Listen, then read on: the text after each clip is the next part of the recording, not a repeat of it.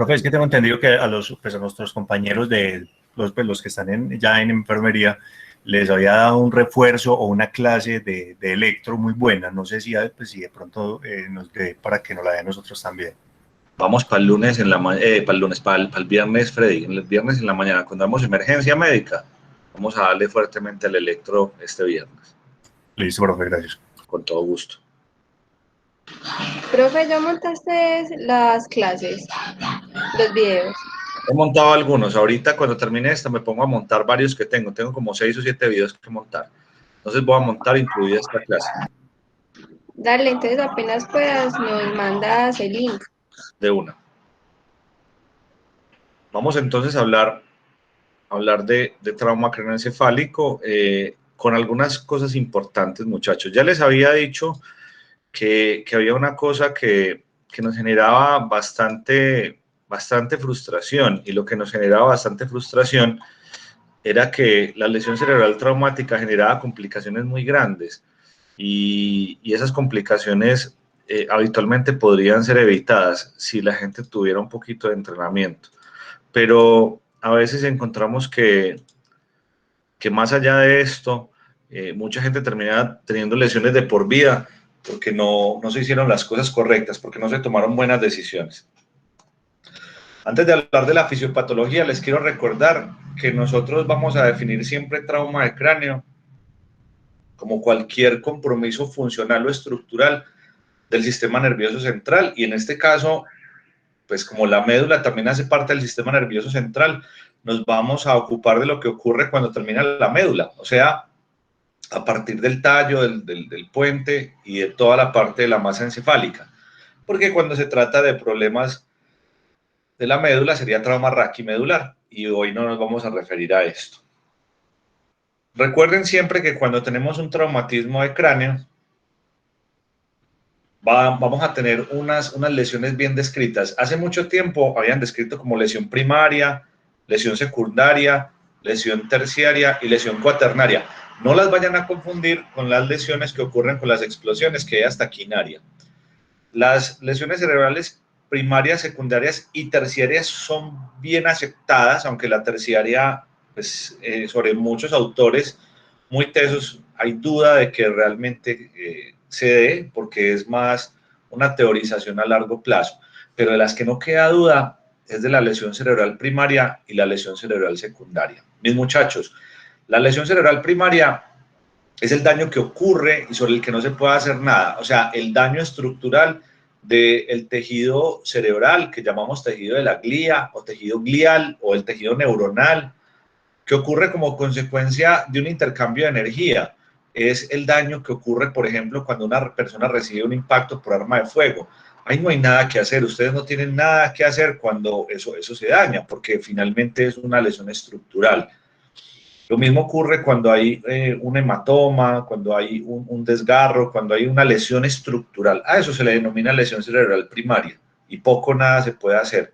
Lo que se puede hacer en la lesión primaria es que nunca ocurra, o sea, básicamente trabajar en la prevención. Hace más o menos unos 15 años para acá, en una ciudad como Medellín, que es una ciudad impresionante con la cantidad de motos, y bueno, estoy hablando de Medellín, pero realmente es todo nuestro territorio nacional. En Colombia se utilizan mucho las motos porque son más baratas, porque son más ágiles, por todo lo que quieran.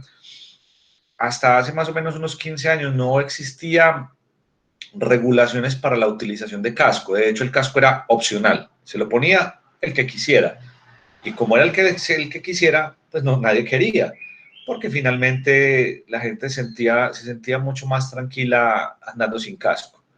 Entonces tuvimos una generación brutalmente grande en la ciudad de Medellín de personas que tenían lesiones cerebrales muy graves con accidentes con muy poca energía involucrada. O sea, no se necesitaban grandes energías para que la gente tuviera traumas de cráneo mayores. Con la llegada de la obligatoriedad de los cascos, créanme que el asunto disminuyó de una forma terrible. Creo que yo podría contarles que hay dos hitos como en la atención de los pacientes con trauma en nuestro país. Y uno es cuando la normatividad se puso un poco más exigente, también con el penalizar el consumo de alcohol. Yo les tengo que contar que cuando hacía prehospitalaria, muchas veces la gente sufría de lo que en incidentes de tránsito se llaman autolesiones. Se caían, íbamos con el tránsito, no estaban lesionados, y me tocó muchas veces ver cómo les levantaban la moto para que se fueran en condiciones de embriaguez. Eso pasaba, más o menos hace unos 10 años empezaron a penalizar intensamente el consumo de alcohol y el conducir, y de pronto muchas personas tienen un poco de temor. No quiero decir que todas, ustedes se van a seguir encontrando accidentes de tránsito con gente intoxicada por alcohol, pero eso ha disminuido un poco a partir de esto. Entonces, los accidentes y los traumas continuaron, eso no ha parado, eso ha seguido, solo que la forma en la que la gente se accidenta ha sido un poco variable. Los accidentes de tránsito son muy importantes, pero también las lesiones como consecuencia de las heridas por arma de fuego, por el trauma contundente de otra manera diferente. Entonces, un problema mayor. Mis muchachos, las lesiones secundarias se ocurren como consecuencia de cambios sistémicos. La neurona es bastante exigente en términos de supervivencia. Hay que tenerla en una condición en la que no esté sufriendo de hipoxia, hay que tenerla en una condición en la que la hipotensión y la hipoperfusión no le hagan daño, hay que tenerla en una condición celular óptima. Entonces, hay algunas causas sistémicas, como la hipoglicemia, como la hipoxia, como la hipotensión, que a su vez obviamente disminuye esa irrigación y esa llegada de lo que se necesita para poder nutrir y mantener ese tejido neuronal.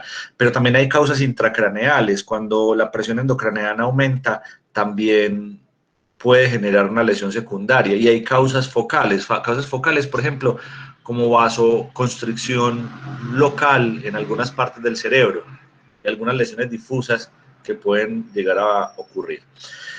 Lesiones focales, por ejemplo, cuando ocurren hematomas, cuando hay un hematoma que solamente afecta una parte específica. Una lesión difusa, por ejemplo, es lo que se llama una lesión axonal difusa. Yo ahorita les voy a contar qué es, pero yo creo que me lo pueden entender de una forma sencilla. Yo sé que todos han tenido en sus manos un paquete de espaguetis, y a ese paquete de espaguetis, cuando uno lo ve, uno cree que todos los espaguetis que están al interior están buenos porque el paquete parece bien. Si alguien coge y gira el paquete de espaguetis y lo vuelve y lo acomoda, el paquete parece no haberle pasado nada, pero al interior muchos de los espaguetis se quebraron. Eso es lo que ocurre en algunos casos de trauma cuando muchas axones de neuronas se dañan. Eso se le denomina una lesión axonal difusa.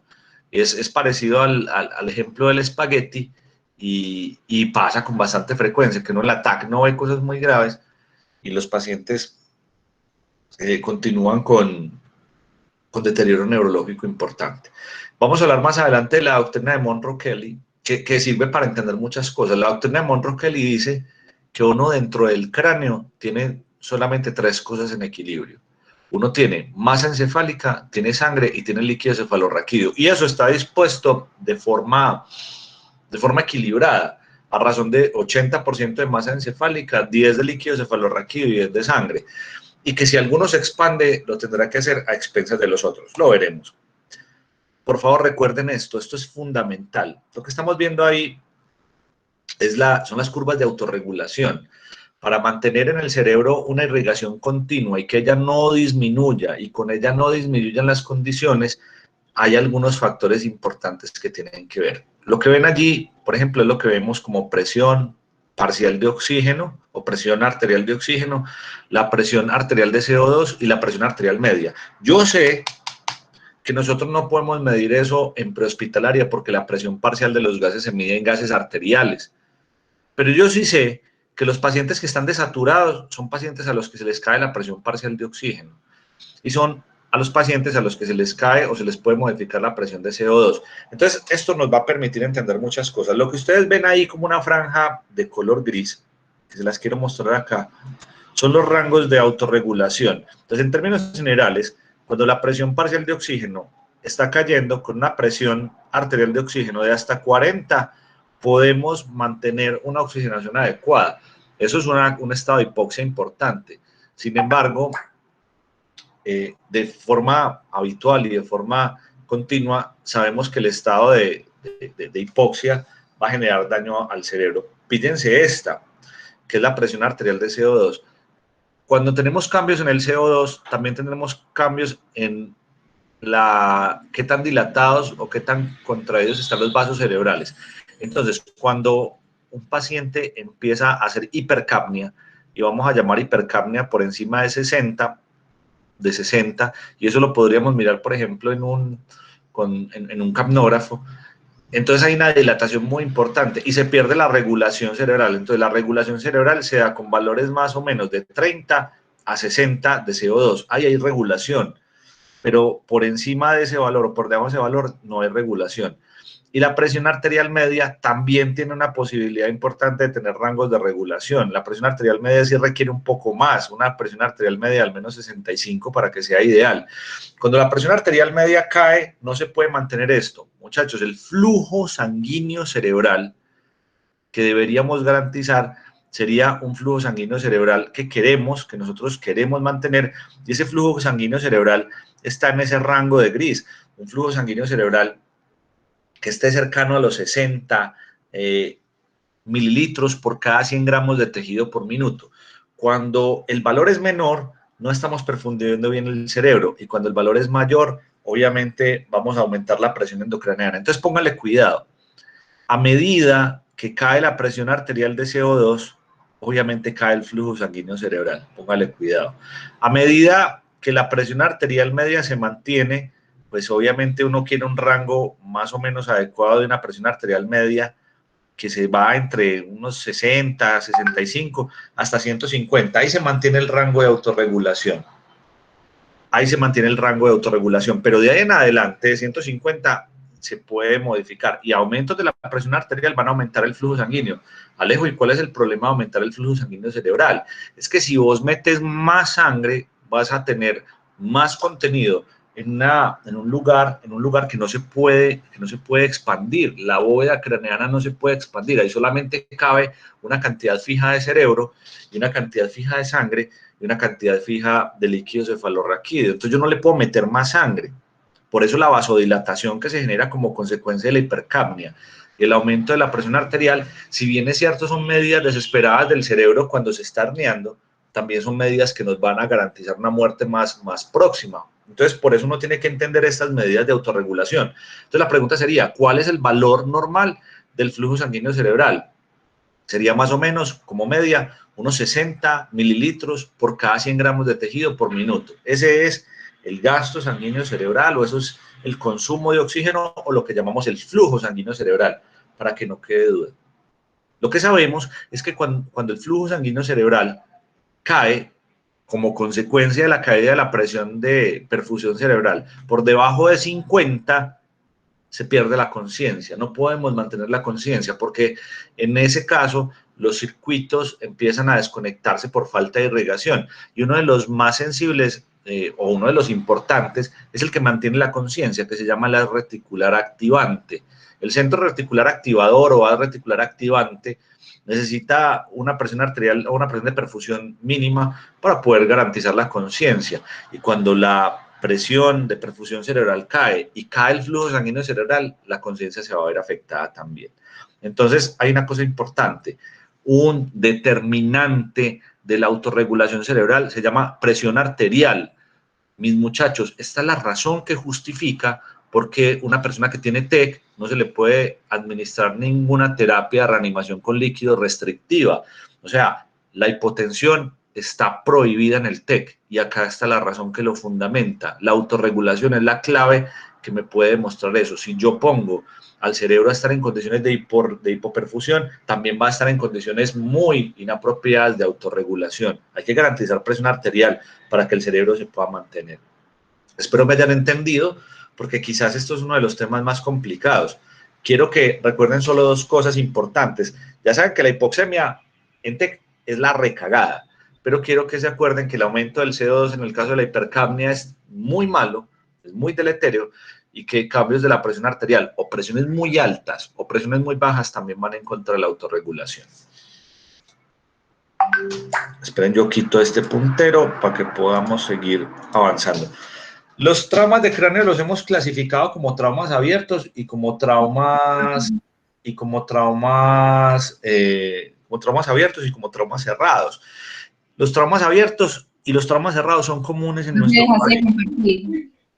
Son bastante comunes. La violencia nos ha llevado a tener que atender muchos pacientes con traumas abiertos, con heridas de arma de fuego, muchas heridas por arma de fuego. Y hay una cosa muy importante, mis muchachos, nosotros por ley en el país todos somos donantes, y entonces quizás vamos a encontrar muchos casos en los que será un intento no tan importante a veces de salvar la vida de un paciente en el que eventualmente va a haber muerte cerebral, pero sí podría ser muy adecuado el mantener la perfusión y tratar de trasladarlo de una buena manera, sin mucha broncoaspiración, sin mucha complicación, porque eventualmente podría llegar a ser un donante. Tengan eso en la cabeza, que quizás esta vida no la podamos salvar, pero salvando esta podríamos llegar a salvar muchas otras. De una persona se pueden salvar muchas vidas, 2 riñones que se pueden sacar, y a una persona no le ponen 2, le ponen 1, o sea que se podrían salvar 2 personas. Del hígado se pueden hacer varios trasplantes, porque basta solamente con algunos lóbulos del hígado, el hígado se regenera muy bien. Y bueno, en general hay muchas cosas que se pueden obtener de un donante cadavérico, que uno lo que quiere es salvarle la vida a una persona, pero cuando no se puede, finalmente sigue siendo una labor muy loable también. Y el trauma de cráneo cerrado, que uno siempre se imagina los accidentes de tránsito, y está bien, es una causa común, también ocurre en otros escenarios, como los accidentes industriales, las caídas, como ocurre en las prácticas deportivas. Con tanta frecuencia nos había tocado cuando llevamos una vida diferente y en la UNAC teníamos clase presencial, cada rato en esa cancha de fútbol, esos partidos que parecían más que partidos, unas contiendas de artes marciales mixtas, varias veces gente que tuvo trauma de cráneo y convulsionó, bueno, una cosa terrible, sobre todo porque la superficie era muy irregular, la cancha pues no proveía esas condiciones, entonces tenían que estar pendientes de no caerse, y por ahí derecho de la severidad con la que se jugaba ya esos partidos, sí son una cosa realmente tremenda, pero cosas como esas, y no solamente en la cancha de la UNAC, en donde se practiquen actividades deportivas, el riesgo está implícito, por supuesto. Entonces, la lesión cerebral primaria, yo les he insistido bastante que es sobre lo que yo no puedo hacer nada, lo que ya está dañado, sobre lo que no hay nada que hacer, sobre lo que, bueno, definitivamente lo único que se pudo haber hecho es prevención, que eso nunca hubiera pasado. Entonces van a haber hematomas, esos hematomas se dan por una ruptura de uno de los vasos, recordando que pueden ser vasos grandes, una de las 6 patas de la araña de la circulación cerebral. Recuerden esto, que es muy importante. Al cerebro llega la sangre por 2 vías, vía carótida interna hasta el sifón carotídeo para llegar al polígono de Willis, y posteriormente a través de las subclavias salen unos vasos bien interesantes que se llaman las arterias vertebrales. Van discurriendo por las vértebras cervicales y luego se convierten en un gran tronco que se llama la arteria basilar. Alejo. Hola, dime. Es que dejaste de compartir, no estás compartiendo. No puede ser. Sí, hace rato. Qué tristeza, parce, apenas me decís gracias. Yo hace rato me está diciendo profe. No, si me dicen por el chat, menos, qué tristeza. Hey, gracias. O sea que yo les expliqué todo, la autorregulación sin que vieran la imagen. No. No, esa sí la vimos. No, profesor, sí la vimos. Ah, bueno. Ahí, no, sí están viendo esto. Sí, de ahí para adelante fue que dejaste de compartir. Ah, qué vergüenza, por darle a ocultarle y dejar de compartir. Ah, mucha pelota, parce. Hey, muchas gracias. Esta era la imagen que les mostraba abierto y cerrado. Entonces les decía que habían unas lesiones cerebrales primarias, que eran los hematomas. Y en los hematomas yo les decía que uno de los vasitos que llevaba sangre se rompía. Yo les decía que era como una arañita que tenía unos vasos anteriores, 2 cerebrales anteriores, 2 cerebrales medias y 2 posteriores. Pero para que esas arterias se generaran, las carótidas internas llegaban por el sifón carotídeo hasta el polígono de Willis, y posterior había de las subclavias, subía las vertebrales, y las vertebrales forman el tronco basilar. El tronco basilar es muy importante, y es muy importante porque le da la irrigación al tallo, al cerebelo, y a partes y estructuras mesencefálicas. Póngale cuidado a esto, muchachos. Más del 50% de la gente no tiene comunicación con el circuito circulatorio posterior del cerebro. Una cantidad de gente importante. Entonces, píllense esto. Hay personas que tienen hemorragias importantes de la subclavia y pierden la conciencia. Entonces, eso es un síndrome de hipoperfusión en el circuito posterior como consecuencia de una lesión de una de las arterias vertebrales. A ver, ¿qué es lo que cree la gente? Voy a explicarles para que me puedan entender. Todo el mundo cree, porque los libros de fisiología muchas veces lo dicen, es que no hay ningún problema si la parte posterior no se irriga bien, porque la circulación anterior le puede llevar sangre hasta allá, y eso no es realmente cierto. Es que la irrigación del cerebelo, del tallo y del bulbo van a depender de forma expedita y sin ninguna duda del tronco basilar. Y si yo subo por las carótidas, así yo tengo un polígono de Willis permeable, es que la sangre, por supuesto, viene subiendo y la sangre no llega de forma retrógrada, y además no hay una circulación colateral. Entonces, por eso es muy importante tener eso en consideración, que las subclavias generan ese par de vasos y que no la de un lado puede llegar hasta el otro. Es que tener una lesión de la carótida, por ejemplo, de la carótida interna, puede llegar a generar un compromiso importante en el sistema nervioso central por falta de irrigación. Entonces, lo que les quiero mostrar acá, y más allá de que entiendan que el cerebro necesita, por supuesto, todas las vías para poderse mantener, pero que, por supuesto, también tiene sistemas de respaldo, no es una carótida, sino dos, son dos vertebrales, pero un solo tronco basilar, el cerebro más o menos se defiende. Pero cuando hay una ruptura de un vaso, pues las neuronas circundantes se van a ver comprometidas. Entonces, el hematoma, más allá de que haya salida de sangre a ese espacio, pues que podríamos llamar intersticial, pues también va a generar un problema, porque es que se ha roto la comunicación desde un vaso, desde el lugar que está sangrando en adelante. Y más allá del hematoma, obviamente también es la hipoperfusión y obviamente la falta de irrigación que van a sufrir esas neuronas. Las lesiones de los axones, las lesiones axonales van a ocurrir como consecuencia de varias cosas. Yo quiero que ustedes se imaginen el cerebro metido en la bóveda craneana. Ustedes saben que la bóveda craneana tiene tres fosas: una fosa anterior, una fosa media y una fosa posterior. La fosa media, que está conformada por, básicamente y de forma importante, por el peñasco del temporal, eso fue un rallador de queso, parce. Eso es una cosa muy rugosa. Y cuando hay golpes por aceleración y desaceleración, obviamente esa superficie irregular va a generar lesiones axonales. Cizalladuras de la base, que es lo que les estoy contando, y hay otras microlesiones difusas que pueden ocurrir en ese momento. Sobre eso no se puede hacer nada. Pero sobre las secundarias, que es el daño posterior, que es lo que ocurre después, pues sí hay algunas causas sistémicas. Muchachos, yo he llegado a la conclusión que el hipo es malo en el TEC. El hipo es cualquier cosa que se disminuya. La hipoxia, la hipoglucemia, la hipotermia, la hipotensión van a ser malas. Alejo, pero es que a mí me contaron que Michael Schumacher, que era un conductor de Fórmula 1, que ustedes jóvenes y todo les tocó, tuvo un accidente mientras esquiaba muy grave, se golpeó la cabeza y estuvo mucho tiempo en terapia de hipotermia, porque a la hipotermia sí le servía.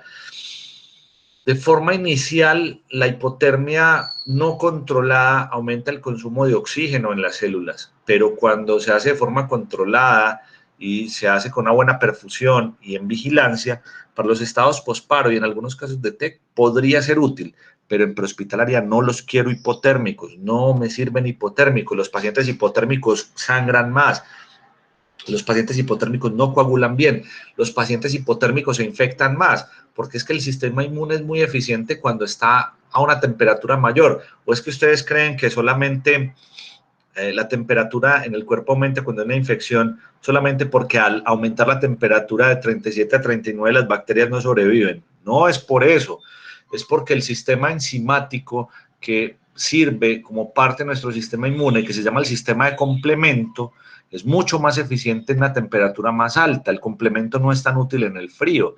Entonces, los procesos enzimáticos se van a llevar a cabo de forma mucho más eficiente a una mayor temperatura, a lo que llamamos una temperatura isotérmica, por encima de los 36 grados.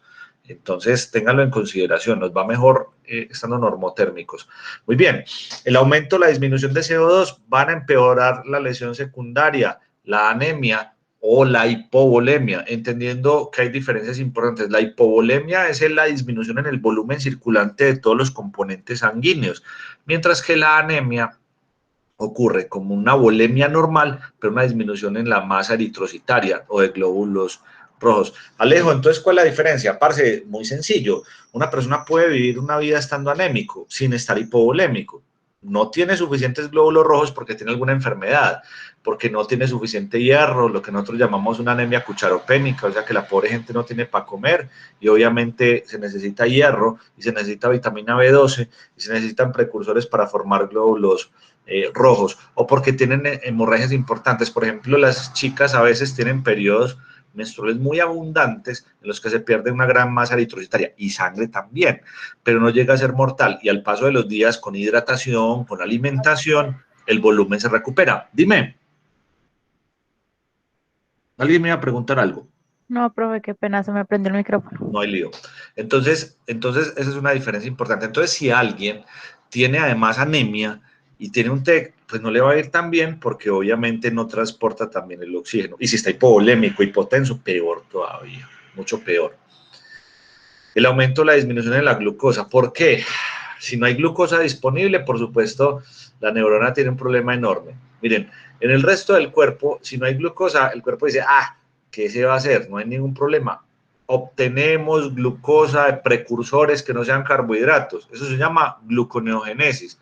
Si nos estamos muriendo de hambre, nos gastamos la grasa, que para eso hay bastante.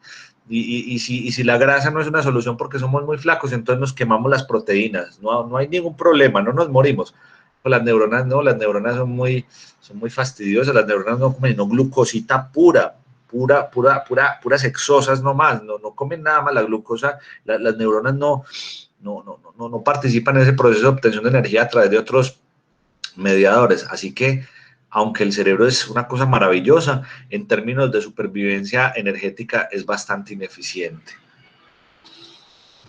Hay unas causas intracraneales que pueden empeorar las lesiones secundarias, las convulsiones, el edema cerebral. El edema cerebral que nosotros atendemos generalmente es un edema de tipo vasogénico, en el cual hay una gran cantidad de líquido que por consecuencia del daño de la barrera hematoencefálica se libera por hematomas o por ese síndrome de hipertensión endocraneana, que es cuando uno de los tres componentes que está en perfecto equilibrio empieza a aumentar.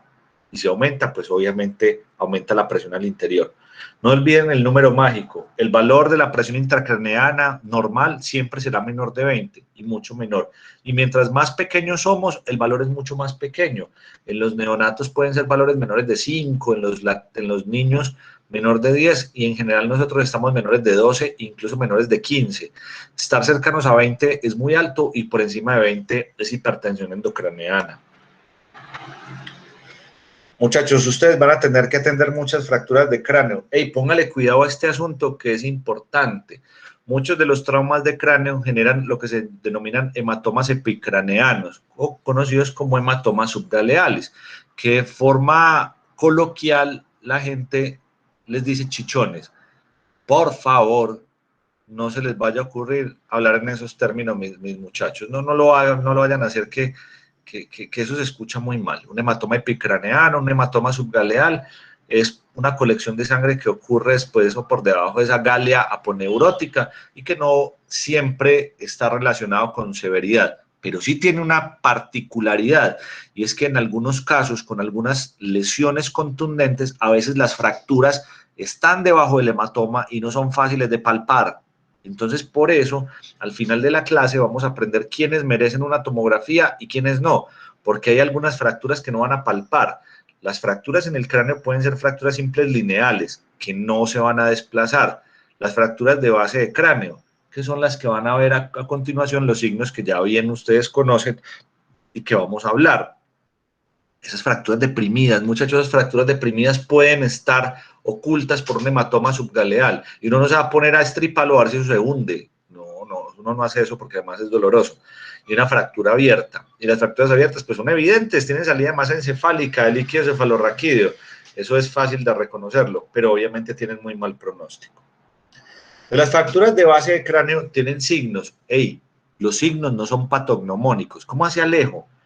No significa que el que tenga los signos necesaria y obligatoriamente tenga una fractura, pero sí tienen un valor predictivo positivo importante. O sea que es muy probable que el que tenga uno de estos signos pueda llegar a tener una fractura de base de cráneo. Yo quiero que recuerden que las fracturas de base de cráneo se pueden dar en la lámina cribosa, o sea, en la fosa anterior, o se pueden dar en la fosa media, en el peñasco del temporal, para que pueda eventualmente haber o no una fístula de líquido cefalorraquídeo. Mis muchachos, concentrados. No toda fractura de base de cráneo trae consigo fístula de líquido cefalorraquídeo. No todas las fracturas de base de cráneo van a generar compromiso y ruptura de la dura madre. Entonces, no esperen que todas tengan la salida, pero pueden llegar a ocurrir. Mírenlo allí. Esta equimosis retroauricular, conocida como signo de batalla, es un signo en el cual hay una contusión importante y las celdillas mastoideas, que habitualmente están neumatizadas o llenas de aire, se llenan de sangre.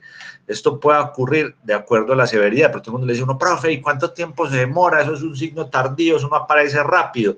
Si la fractura es una fractura de base de cráneo muy amplia, muy grande, muy compleja, las celdillas mastoideas se van a llenar rápidamente de sangre y eso puede aparecer en minutos iniciales. Ustedes pueden ser testigos de ello prehospitalariamente, pero cuando son fracturas pequeñas, insidiosas, el cambio entre la neumatización de las celdillas mastoideas puede pasar un tiempo importante, horas incluso. Entonces, para que lo tengan en consideración, no siempre lo van a encontrar. Y hay otra cosa importante, y es que a veces en la valoración primaria no lo notan porque lo revisan muy rápido, o porque están haciendo una restricción manual de la cabeza y no miran ese lugar, o porque luego queda oculto por el collar cervical. Ahora, no cambia mucho la cosa. Ahora, si usted me dice a mí que un paciente tiene sospecha de base de cráneo, hay que llevarlo al tomógrafo, pero con toda seguridad puede que tenga algún otro trastorno neurológico importante allí asociado, para que lo tengan en consideración. Yo llegué a ver pacientes con fractura de base de cráneo. De hecho, recuerdo un caso bien interesante. Sobre la calle 10, 2 cuadras abajo del Parque del Poblado, cuando uno viene bajando de la 10 desde el Poblado y pasa el parque, uno pasa la avenida del Poblado por debajo de un puente. Y luego hay una pequeña curva a la izquierda, que no es muy pronunciada, pero que sí es una curva importante. Pero había un problema histórico, y es que el puente, o debajo del puente más bien de la avenida del Poblado, la calle ha estado muy dañada. Estoy hablando de casi 15 años, eso fue hace muchos años. Un chico que venía bajando en moto se cae y se golpea sobre el andén cuando tenía que voltear hacia la izquierda. Lo encontramos de pie y estaba un poco agitado, estaba un poco estresado y se quería ir. Y él tenía una clara fístula de líquido cefalorraquídeo por nariz y tenía ojo de mapache. Y además de que estaba un poco desorientado, no era una manifestación neurológica grave, pero por una parte dice la base del cráneo le tiene que dar duro. Entonces ese chico tenía que ir al hospital, no tenía muchos deseos en hacerlo, no estoy seguro si estuviera en estado de embriaguez, es probable, pero sí se van a encontrar gente con fracturas de base de cráneo, no necesariamente inconscientes. Esta es una imagen muy vieja, muy desafortunadamente, no tengo muchas en la colección. Cuéntame. ¿Qué consistencia tiene el líquido cefalorraquídeo? ¿Cómo se ve? Mi negro, es cristal de roca. El líquido cefalorraquídeo normal es transparente, parece agua. Lo que pasa, mi negro, es que muchas veces la fístula viene acompañada de sangre. Entonces se perdería con la autorragia. Claro, pero hay una cosa que se llama el signo del halo, que uno puede hacer. Vos puedes tomar algo, por ejemplo, nosotros lo hacíamos en las gasas de tela no tejida, y el signo del halo es que cuando vos coges una gota de sangre con líquido cefalorraquídeo, alrededor queda un halo un poquito más húmedo, como si tuviera más agua, como si la sangre estuviera aguada, ¿sí me entendés? Eso se llama la prueba del halo. Eso no tiene como mucha validez, pero sabes que la hacíamos. Y sabes, mi negro, también qué hacíamos.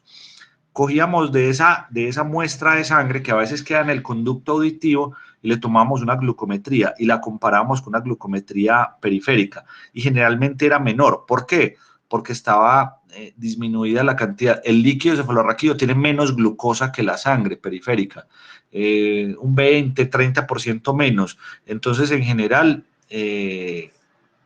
podría generar dilución, aunque estas cosas que le estoy diciendo, eso no tiene estudios, eso nunca se estudió, esas eran mañas que nosotros hacíamos a ver si eso funcionaba, pero es que vos también puedes tener salida de líquido cefalorraquídeo solo, o sea, tener otoliquia, o tener otorragia mezcladita y no darnos cuenta. Pero si te sale una fístula, que eso a veces sí pasa, negro, eso es como si fuera agua, transparente completamente y líquido completamente y no huele a nada. Si uno lo probara, sí tiene proteínas y azúcar, un poquito de glucosa, pero obviamente uno no va a hacer vainas de esas. Entonces esa es la característica del líquido cefalorraquídeo.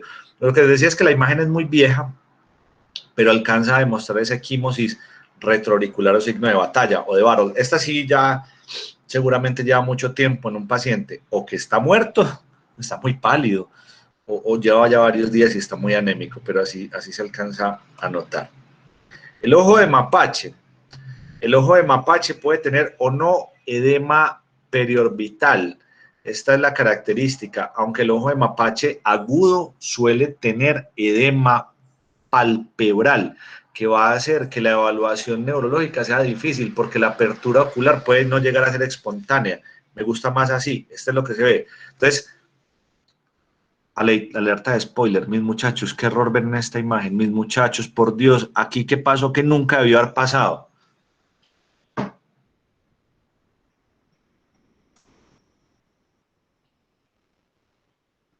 ¿Qué pasó en esa imagen que nunca debió haber pasado, mis muchachos? La manguera no está como contra el collar y hay como una máscara rara ahí abajo. Le corrieron la máscara, que sí, está mal, pero hay un error, parce, que no se le puede pasar a uno ni por el berraco, porque es gravísimo.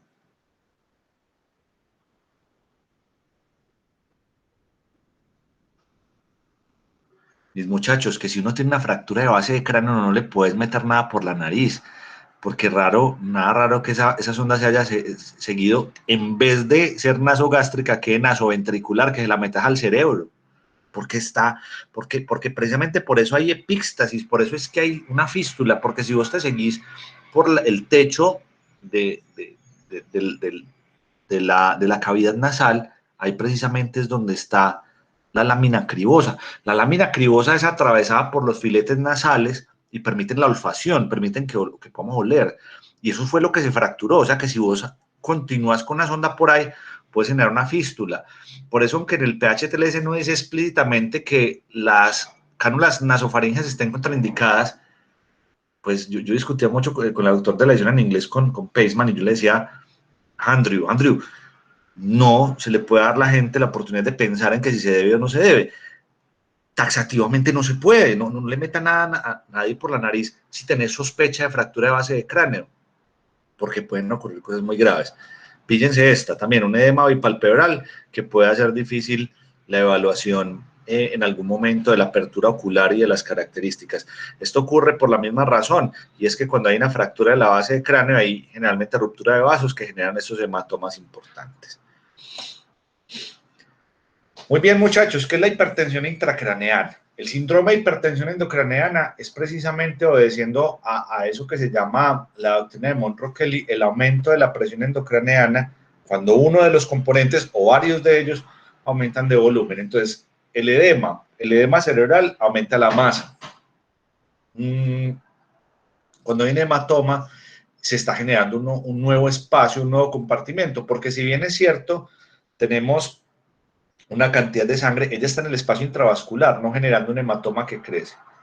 Y, por ejemplo, un caso importante de aumento de la presión endocraneana es cuando la gente tiene hidrocefalia, que no es habitual que ocurra como consecuencia de un trauma de cráneo agudo, pero sí puede ocurrir como consecuencia de una lesión hemorrágica en el cerebro en la cual los conductos suelen verse obstruidos. Los agujeros de Luschkas, de Magendie y el conducto de Silvio, al verse ocluidos, pueden aumentar la cantidad de líquido cefalorraquídeo que se produce, pero que no se puede reabsorber.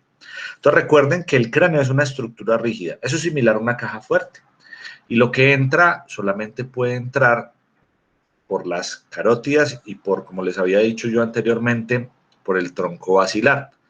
Y la sangre que sale a través de las venas a esos senos venosos petrosos y luego discurre y se drena por las yugulares. Esa es la forma en la que la sangre está. La masa encefálica generalmente es fija. La gran mayoría tenemos más o menos entre 1.400 y 1.500 gramos de masa encefálica. Y el líquido cefalorraquídeo tenemos más o menos de 140 a 150 mililitros, lo mismo entre sangre venosa y arterial. Eso es lo que tenemos. El líquido cefalorraquídeo tiene una dinámica bien particular y se produce como un ultrafiltrado en los cuerpos coroideos. Y obviamente esa misma cantidad o ese mismo líquido cefalorraquídeo se puede reabsorber. El líquido cefalorraquídeo tiene una función importante y es que el cerebro flota en ese fluido para garantizar, por supuesto, una protección adicional. El líquido cefalorraquídeo suele no aumentar en proporción y mantenerse más o menos así, y se recambia alguna cantidad de veces al día, de 2, 3, 4 veces en el día se puede recambiar. O sea que más que producirse, realmente es un ultrafiltrado muy importante de lo que hay en el espacio intravascular. Entonces, ya sabemos que hay 3 cosas. Entonces, esas 3 cosas mantienen una presión endocraniana fija. Hay una cosa que se denomina la presión de perfusión cerebral y es cómo yo garantizo que haya sangre para el cerebro. El cerebro va a pelear a muerte por garantizar la perfusión, porque si el cerebro se muere, todos nos vamos al carajo. Entonces el cuerpo tiene mecanismos para mantener eso que llama la PPC. Y la presión de perfusión cerebral es igual a la presión arterial media menos la PIC. Esas son 2 variables. Entonces recuerden siempre que si la PIC o presión intracraneana aumenta y la TAM o la tensión arterial media permanece igual, cae la presión de perfusión cerebral. Entonces, cosas importantes. ¿Qué aumenta la PIC? Que haya un hematoma en crecimiento. ¿Qué aumenta la PIC? Que haya un edema cerebral que se está generando y es cada vez más agresivo. ¿Qué aumenta la PIC? Que alguien haya tenido una hidrocefalia y esté acumulando líquido cefalorraquídeo. Eso aumenta la PIC. ¿Qué modifica la presión arterial media? Ustedes ya saben bien. Una hipovolemia tumba la presión o el gasto cardíaco y tumba la presión arterial media. Entonces nosotros tenemos que garantizar para poder mantener una presión arterial, una presión de perfusión cerebral adecuada, una buena presión arterial media. Hemos tenido problemas y es que en definición esta es la fórmula clásica de presión de perfusión cerebral que considera la presión arterial media, pero cuando ustedes van a revisar las guías de Brain Trauma Foundation, las guías de Brain Trauma Foundation le dicen a uno, vea mis muchachos, ustedes tienen que garantizarle a los pacientes presión arterial sistólica. Y de hecho el valor de la presión arterial para los pacientes en TEC, indiscutiblemente con estudios de baja calidad metodológica, pero es lo que hay, le dicen a uno que la presión arterial sistólica mínima que se le debería garantizar a alguien con TEC, independientemente de nada más, es de 110. Entonces tenemos que luchar para mantenerle esa presión arterial sistólica a los pacientes. Ese es nuestro compromiso. Eso a veces no es tan sencillo. Entonces esa es otra de las razones que justifica por qué la reanimación hipotensiva no aplica en TEC. No aplica en TEC porque si yo mantengo a alguien con una presión arterial sistólica ahí más o menos entre 70 a 80, la media va a estar generalmente por debajo de 65, o sea que la autorregulación no está tan buena, no es la apropiada y que probablemente se caiga la presión de perfusión cerebral. Entonces, cuando la presión de perfusión cerebral cae por debajo de 55, la autorregulación no se puede llevar a cabo y empieza a ocurrir un fenómeno que se llaman áreas de penumbra. El área de penumbra isquémica es esa área del cerebro que no fue comprometida por la lesión cerebral primaria, pero que sí va a ser comprometida por la secundaria como consecuencia de la hipoperfusión. Entonces, muchachos, esto es una explicación muy larga para que puedan entender que es que la hipotensión en el TEC es una cosa terrible, es terrible. Entonces, hay algunos fenómenos que le hacen a uno pensar en que está ocurriendo un fenómeno de hipertensión endocraneana. Ustedes van a encontrar pacientes que pueden llegar a tener lesiones cerebrales mínimas o traumas craneanos leves, no tan complicados, pero que con el paso de las horas un sangrado insidioso puede empezar a generar un síndrome de hipertensión endocraneana y se pueden ver las manifestaciones hasta mucho rato posterior. Manifestaciones del síndrome de hipertensión craneana. Uno de los primeros es la cefalea que es global y pulsátil. Generalmente podemos empezar a tener problemas de visión. Cuando hay compromiso sobre el quiasma óptico, podemos empezar a tener disminución en los campos visuales, es una cosa importante. Los cambios neurológicos por aumento de la presión endocraneana, como la anisocoria, que es una compresión del tercer par craneano, se pueden demorar un poco más. Eso depende de la velocidad a la que se esté instaurando. Y ya las manifestaciones finales de esa tríada de Cushing que conocemos que es tan grave, que es hipertensión, bradicardia y un patrón respiratorio normal, es cuando la hipertensión endocraneana es severa, es cuando se ha elevado de forma muy importante y cuando posiblemente la vida esté comprometida. Porque Profe, discúlpame, hipertensión, bradicardia, ¿y qué? y una respiración neurológica central, neurogénica central. La más conocida se llama respiración de Cheyne-Stokes. Y ya hay otras, por ejemplo, como la respiración atáxica o algunas de ellas. La respiración de Kussmaul no se considera una respiración neurogénica central, ya que la respiración de Kussmaul es una consecuencia de la acidosis metabólica, en la cual en el afán de eliminar CO2, pues se instaura. Pero si esa respiración de Cheyne-Stokes o la respiración que se llama neurogénica o una respiración atáxica ocurre, o una respiración de Biot también puede llegar a ocurrir. Esas son las manifestaciones que nosotros conocemos y que deberíamos tener en cuenta, y que cuando esa tríada se manifieste, la muerte no demora mucho en llegar, porque significa que ya los mecanismos compensadores que garantizan o que mantienen la autorregulación se están acabando. Entonces, si es que hay posibilidades, cuando se están llevando a cabo estos eventos, lo único que queda es una crenectomía descompresiva para tratar de salvar la vida, si es que realmente hay una condición, por ejemplo, un hematoma epidural grande que esté generando signos de herniación, que son los que les estoy mencionando a continuación, pues hay alguna posibilidad. Nosotros en la unidad de cuidado intensivo les ponemos manitol, aumentamos un poco la frecuencia del ventilador, bajamos un poco el valor del CO2, pero si eso ocurre en un escenario prehospitalario, las complicaciones van a ser mayores. Hay que trasladarlo rápido a ver si le podemos salvar la vida. Muy bien. La doctrina de Monroe-Kelly entonces decía que habían 3 componentes en una cavidad inexpansible: cerebro, sangre y líquido cefalorraquídeo, en proporciones de 80, 10 y 10.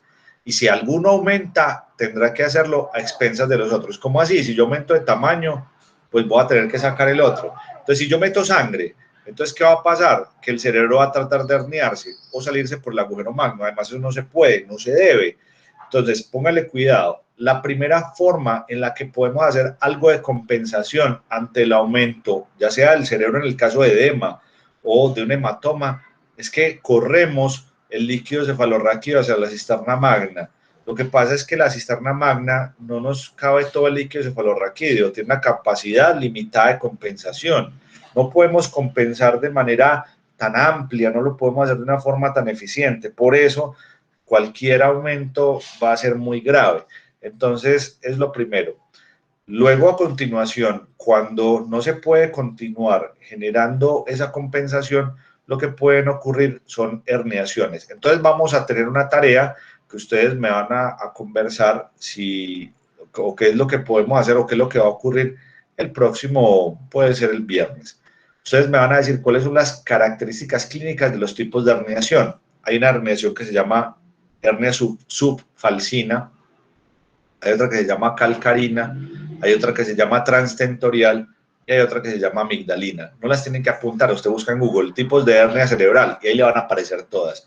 Usted va a decir manifestaciones de las herniaciones y me va a contar cómo se manifiesta una hernia uncal, por ejemplo el uncus, una hernia subfalcina, una hernia amigdalina, y ahí vamos a entendernos un poco para que por lo menos queden un poquito comprometidos a leer un poco más sobre esto. Entonces, estas son las características que les he mencionado, estas son las cosas que tenemos que tener en consideración. Esta es la gráfica de la doctrina de Monroe y Kelly, que no la vayan a confundir porque hay una doctrina económica que es la doctrina de Monroe. Entonces, esto es lo que normalmente se encuentra: un volumen de sangre venoso, un volumen arterial, el cerebro y el fluido espinal o líquido cefalorraquídeo. Yo creo que la proporción aquí está mal dibujada porque la cantidad de sangre y el líquido cefalorraquídeo son mucho más que el cerebro, y eso es falso. El cerebro o el líquido, perdón, la masa encefálica es el 80% y los otros contenidos pues obviamente son menores. Cuando hay un estado en el que se necesita compensar entre el volumen venoso y el líquido cefalorraquídeo, se pueden compensar máximo 75 mililitros por un lado y 75 mililitros por el otro, para que aumente máximo un volumen de unos 150. Póngale cuidado que los ancianos pueden llegar a compensar un poco más, porque empieza a haber un proceso de leucoencefalomalacia, o sea, una disminución en la cantidad de masa encefálica como consecuencia de la senectud, o sea, del envejecimiento. Y esta cantidad o este valor puede ser un valor un poquito mayor. ¿Por qué les digo esto? Porque en los pacientes mayores las manifestaciones clínicas de las lesiones expansivas pueden ser más tardías. Yo me acuerdo de un caso, un paciente de unos 75 años, por ahí por el estadio, por ahí por el velódromo, el viejo se quería volar del ancianato en el que estaba. Entonces él, a lo película, desde el segundo piso, se puso a amarrar algunas sábanas con tal suerte que el viejo se cayó de una altura aproximada de 2 metros, golpeándose la parte lumbar y la parte occipital. Cuando fuimos a evaluarlo, no habían signos claros de fractura, sin embargo tenía una cefalea importante. Estaba en ese momento orientado con un Glasgow de 15-15, obviamente harto de estar en ese lugar y queriéndose escapar, estaba orientado y sabía muy bien qué era lo que había hecho. Decidimos trasladarlo hacia lo que en ese momento era la clínica Salud Cop del centro. Allí llegamos y la atención allá siempre ha sido pues no muy buena, se demoraban y sobre todo en ese momento estaba bastante colapsado. Yo no había empezado ni siquiera a estudiar medicina, pero tenía mucho interés por lo que le decían a los pacientes, me gustaba mucho y entonces nos pidieron que no había una camilla libre, que si lo podíamos llevar al tomógrafo. Y claro, yo de una baja, vamos a llevarlo al tomógrafo a ver qué le pasó al hombre. Habían pasado aproximadamente unas 2 horas después del incidente y lo llevamos al tomógrafo. Yo no entendía muy bien de tomografías, pero lo que sí sabía era que había una imagen al interior del cráneo, más allá de la bóveda craneana, de color blanco. Eso significaba que había sangrado. Él tenía un hematoma y no tenía cambios importantes. Uno puede tener hematomas sin cambios importantes, pero este era grande. Y a medida que iban pasando los minutos, el estado neurológico empezó a deteriorarse. Lo que demostraba era que había una gran cantidad de ocupación de sangre, pero que había una disminución en la masa encefálica y por eso es que había esa compensación más allá de la compensación que le estoy mostrando de 75 y 75. No sé qué pasó con él, no sé finalmente qué ocurrió, porque ya en ese momento cuando encontraron que había un hematoma importante necesitaba una unidad de cuidados intensivos especiales y lo recibieron en la camilla y nunca más lo pude volver a saber. Pero lo que en ese momento entendí por experiencia propia, más allá de lo que he leído posteriormente, era que los adultos, precisamente por ese proceso de disminución en la masa encefálica, pueden llegar a tener manifestaciones un poco más tardías. Entonces no olviden eso, que es importante. Las que ven ahí son los tipos de herniaciones. Herniación subfalcina, la herniación, la 4, por ejemplo, la que ocurre a través de las amígdalas cerebelosas y demás, que pueden ocurrir. En este caso en particular, permítanme, yo abro el puntero láser y miren, esto es lo que ocurre. Este es un corte coronal. Acá vemos el cerebro, vemos el cerebelo, el tallo y el bulbo. Encontramos aquí algunas estructuras como el cuerpo calloso y estructuras como el cuarto ventrículo. Entonces, cuando esto que vemos acá, que es un hematoma, empieza a crecer, empieza a correr todas las cosas, desvía la línea media, ocluye estos que serían los ventrículos laterales y obviamente empieza a correr todo. Cuando las cosas se corren, correrlas es lo que llamamos básicamente las hernias. Y hay varios tipos de herniaciones, transtentoriales, subfalcinas, uncales, varias de ellas. Eso es lo que yo quiero que ustedes me cuenten, cuáles son las manifestaciones de las hernias, si uno podría clínicamente más o menos hacer una aproximación a lo que está ocurriendo. A eso me refiero y de eso les estoy hablando. Y clínicamente eso es lo que lo hace a uno tener las mejores posibilidades, pues como APH, aproximarse a una cosa que pueda ser más grave que otra. Vamos a hablar de lesiones focales expansivas. Las lesiones focales expansivas son básicamente los hematomas. ¿Y cómo los llamamos? Entonces, el hematoma epidural ocurre básicamente encima de la dura madre. Generalmente ocurre en un 85% por rupturas arteriales, especialmente de la arteria meningea media. La arteria meningea media, pues ya podremos intuir de acuerdo a esta descripción que se encuentra por encima de la dura madre. Hay algunas venas diploicas y los pacientes que tienen el hematoma epidural los van a conocer como con intervalos entre lucidez y desorientación.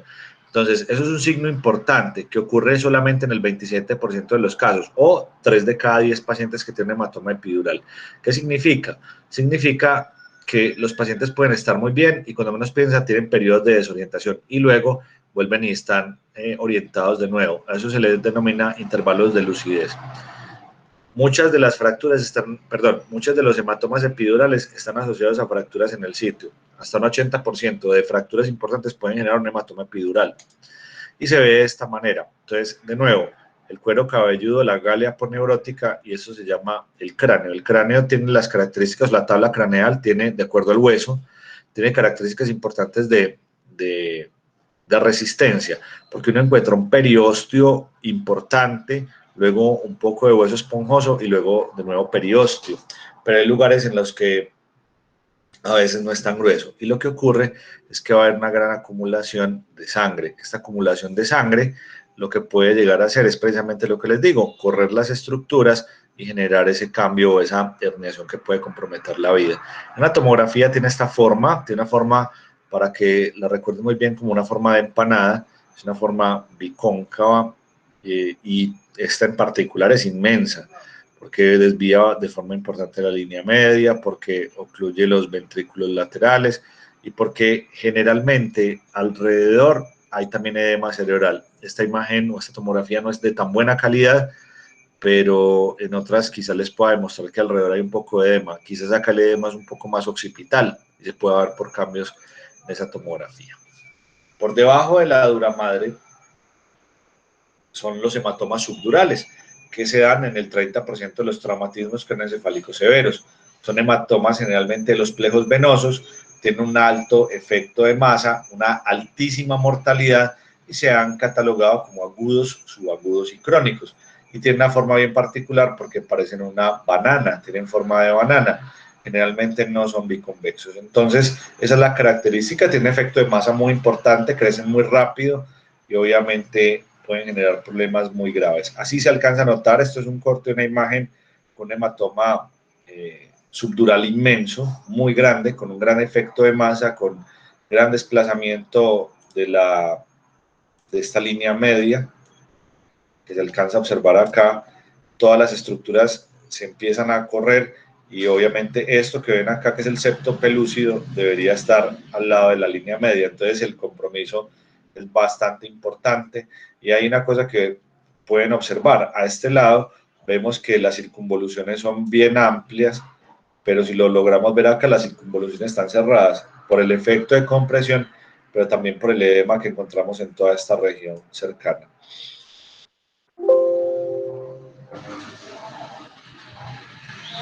Ok, ahí seguimos. Dejé de compartir o sigo compartiendo ahí, ¿no? Dice, ¿siguen viendo? Sí, ahí estamos viendo, profe. Bien. El hematoma subaracnoideo por debajo del aracnoides no es tan común en trauma, es más común en sangrados como el tipo ACV hemorrágico. El hematoma subaracnoideo ocurre más frecuentemente, genera cefalea brutal, es impresionante la cefalea que se genera y es de muy mal pronóstico. Alejo, no lo alcanzamos a ver tan fácil, pílleselo acá. Acá se alcanza a ver muy bien, en esta región. Acá hay algunos puntos hemorrágicos que ya están más hacia el parénquima, pero es la característica de ese hematoma o esa lesión hemorragia subaracnoidea. Esta, por ejemplo, es un caso importante que por trauma ocurrió, mírenlo acá, que ya es un compromiso más intraparenquimatoso, pero lo alcanzamos a ver en estos cortes. En estos ya no se alcanza a ver muy bien. El manejo. Muchachos, en general, para el manejo de los pacientes con traumatismo craneoencefálico, las metas de manejo están enfocadas en prevenir la lesión cerebral primaria y secundaria. Ese es nuestro objetivo, esa es nuestra meta. Nosotros nos centramos para ese propósito, para poder disminuir la consecuencia de estas lesiones y por eso nuestro manejo tiene que ir orientado hasta allá. Vamos a hablar de algunos aspectos importantes como el manejo de la vía aérea.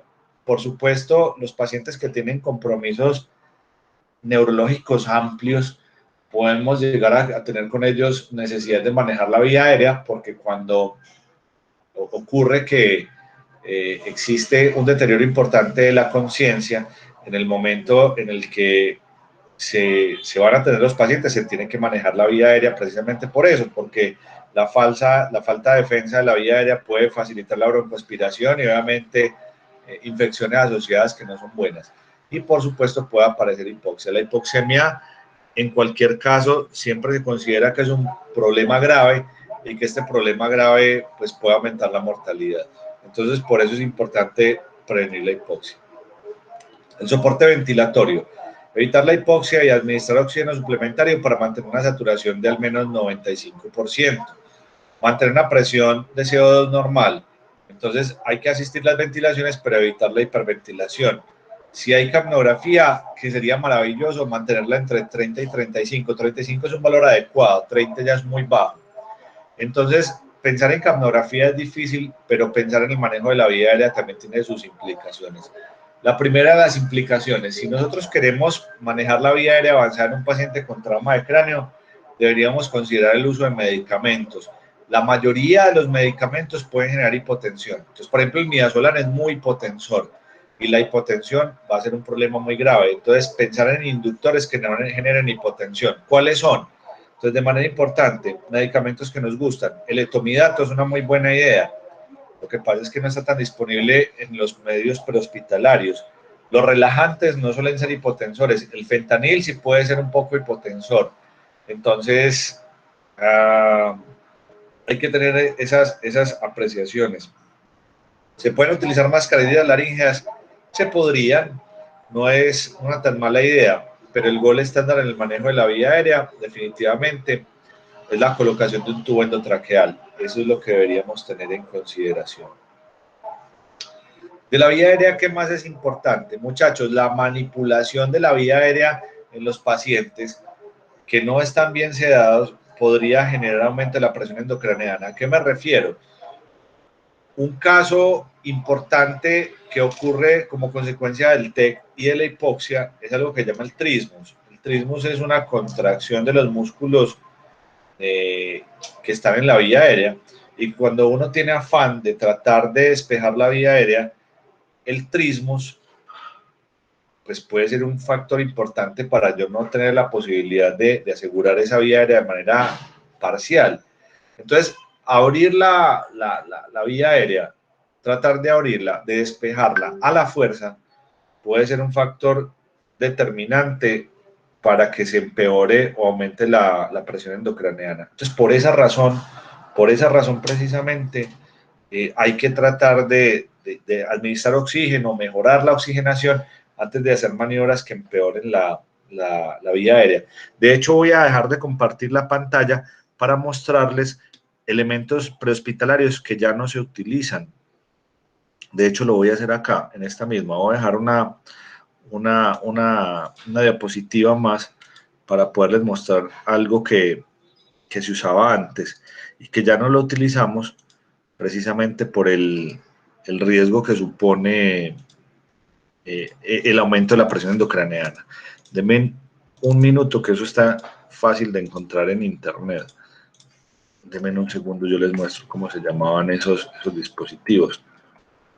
Uno de ellos era el tornillo de vía aérea. Eso era una cosa miedosa. Vamos a ver. Por ahí todavía se consiguen o uno los utiliza como piezas de museo.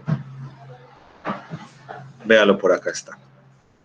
Yo por ahí tengo uno incluso. Aquí lo voy a copiar y los voy a mostrar. Eso ya no se usa. Eso lo utilizábamos antes para poder permeabilizar la vía aérea, para poderla abrir. Y esto no fue hace tanto tiempo. Eso fue hace unos 8, 10, no más, 15 años. Y vean otros separadores de vía aérea.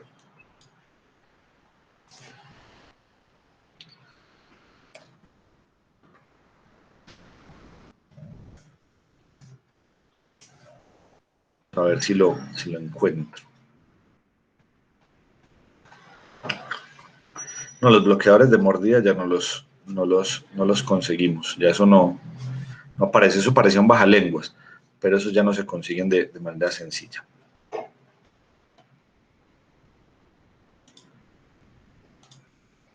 Yo les muestro el tornillo este.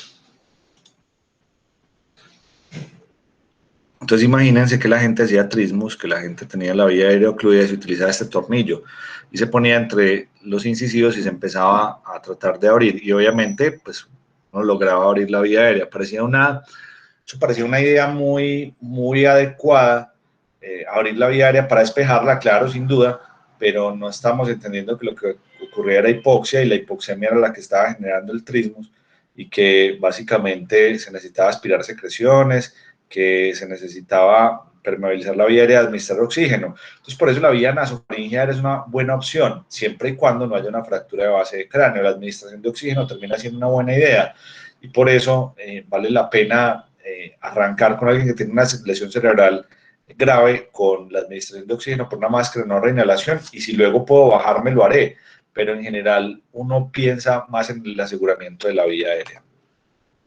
En la parte de la circulación, entonces prevenir la anemia y la hipovolemia, controlar el sangrado, muchachos, tratar de mantener una presión arterial que garantice una autorregulación apropiada, que garantice que se mantenga la perfusión cerebral, una presión arterial sistólica mayor de 110.